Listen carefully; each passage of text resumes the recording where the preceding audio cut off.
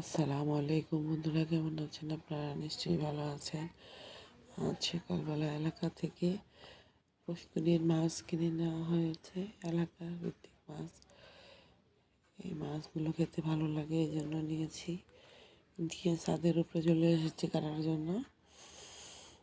দেখেন বন্ধুরা, এই মাছ কেটে নিলাম, পরিষ্কার করে নিচে এসে ধুয়ে নিলাম। কার্পু মাছটা রান্না করব।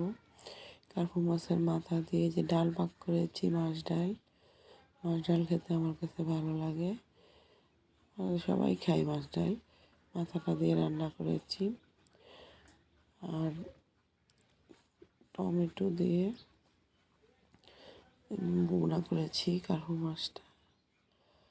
মাছটা বোনা করেছি। কার্পু মাছটা খেতে অনেক ভালো হয়েছে। আল্লাহ।